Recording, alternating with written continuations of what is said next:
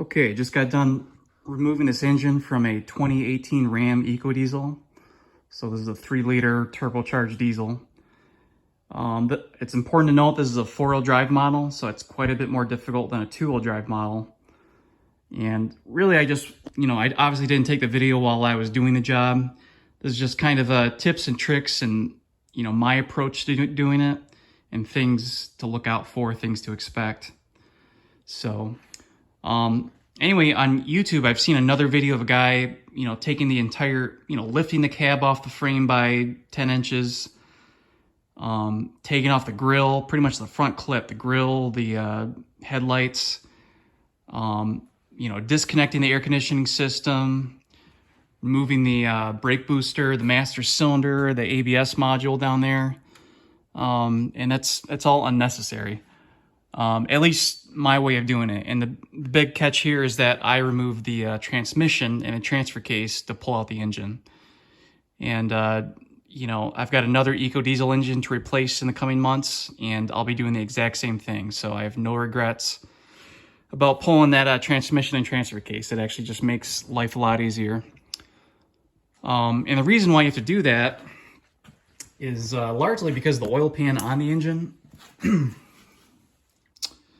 So you can see here it has this very unusual, fairly complex oil pan, and it extends 4 inches behind the flex plate. So as you can imagine, the transmission is bolted right up to here to this surface. And while it doesn't look like a big deal here, taken out, I mean, it's an absolute pain in the butt in the vehicle. It's so tight in there. Beyond that, so here on the driver's side of the engine, here is the front differential. Here in this area is the frame horn coming off the frame, which is welded to the frame. You can't remove it. So if you think about this oil pan as kind of a letter Z, trying to snake it out of there, by the transmission and the differential and the frame horn, very difficult to do. In that video, the guy's alternate method, he kept the transmission in the vehicle, lifted the body up so he could lift the transmission up high enough so he could snake the engine out. I don't recommend doing that. Again, if I could do this again, and I will be doing it again, I'll be taking the transmission out. What did I want to point out here? So, and not having to disconnect the AC system is a pretty big deal. Makes life a lot easier. These Ram trucks use expensive 1234YF refrigerant, not the older R134A refrigerant. Certainly most home shops, garages are not set up for this, and a lot of bigger shops are not set up to recover that type of refrigerant. So, really nice that, I was able to keep it all intact. Pulling, obviously you can see transmission and transfer case are gone. I'll show that to you in a minute. The transmission and transfer case I keep as one assembly. Keep them bolted together. Even the cross member it bolts to, keep that all in place and just let it come out as one assembly. Now, mind you, I'm, doing this with a lift, which makes things a lot easier. And I had this gantry crane set up in front of the lift. And you could use a cherry picker, but I chose a gantry crane because it gave me a lot of vertical lift. It was just a little bit more convenient for me, and I don't have much space in front of my lift, to move a cherry picker around. Let's see, what do I want to point out here? I know I'm kind of bouncing around here. Okay, so you can see, your front differential. Here's the electric rack and pinion. I undid 4 bolts. 1, 2, 3, and 4. And I kept, and again, in the other video, the guy's suggesting removing this bolt, and dropping the front differential, but you don't need to do that, at least with my method of taking the transmission out. So did that, and I was able to snake the engine out of here. wasn't that bad, honestly. Well, I say that now, but you know, after taking out that transmission, not bad at all. Also, he was suggesting removing the intermediate steering shaft here, also unnecessary. And so I'll show you too, I'm using this load leveler, which is really nice. You can crank it back and forth and, you know, tilt the engine fore and aft, which really helps with removal. That was very handy. And let me see, I guess I'll show you. So I've got everything loaded into the bed of the truck because the engine's being sent out for a rebuild in Mexico. So this truck will be down for probably 2 to 3 months, I'd imagine.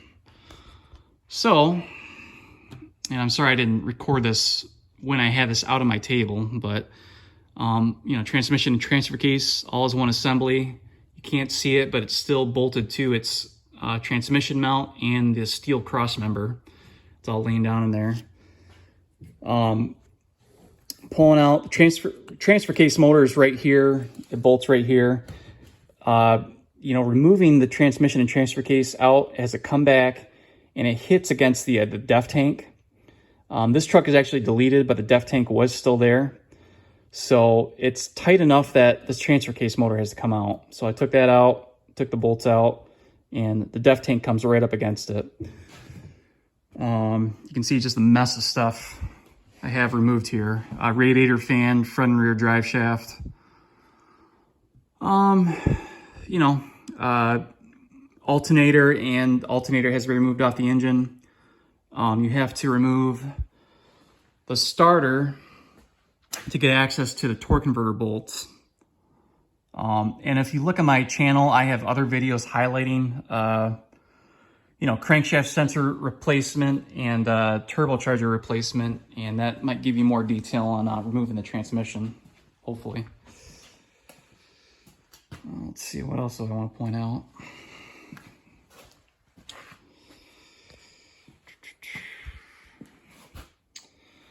Yep, so AC compressor bolts over here.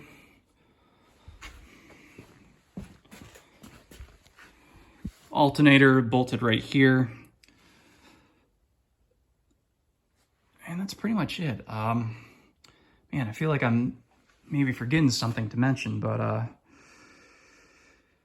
again, using this load leveler was very handy to tilt the engine backward and forwards. You don't absolutely need that. Honestly, I think you could do this job just fine with a cherry picker. You know, obviously I had to take the hood off because I'm using an overhead gantry crane to lift the engine out. So I reinstalled the hood because this truck's going to be stored for a few months. But, and I'm also using seatbelt straps, or old seatbelts for, you know, hoisting the engine up. You know, somebody who's not in the know might laugh at that or think that's questionable, but, you know, junkyards have been doing that for years, and it's actually, you know, seatbelts are extremely strong, and it doesn't mar or break any delicate components, you know, whatever, maybe you're laying against the intake manifold, whatever. But as far as where I hooked it to, so the front strap, I ran through that AC compressor bracket. You can see there's the idler pulley for it. And then on the rear, it is wrapped around, this is the passenger side exhaust manifold. And here's the turbocharger. So again, this is a deleted truck, so you can see this block off plate where the EGR would normally pull its air from. But yeah, that's pretty much it. Behind that flex plate is the crankshaft sensor and the reluctor ring that typically fails or can fail. If you're pulling out the engine, you absolutely have to replace those things. I've never seen a crankshaft sensor fail, but the reluctor ring fails pretty often. That's pretty well documented. And yeah, that's about it. I'm trying to think what else. I marked on the harmonic balancer here. This is for, you know, when you take the starter out, I'll show you. So you can see there's a starter hole, and that's where you get access to the transmission torque converter bolts. You can see the flex plate, the holes in the flex plate right there. But you know, when it's kind of tricky if you're doing this by yourself, you got to turn the crankshaft to get access to those bolts. So I actually marked here when the bolts line up. So a total of 6 bolts on the torque converter. And yeah, I think that's really about it. Trying to think what other things I could mention here.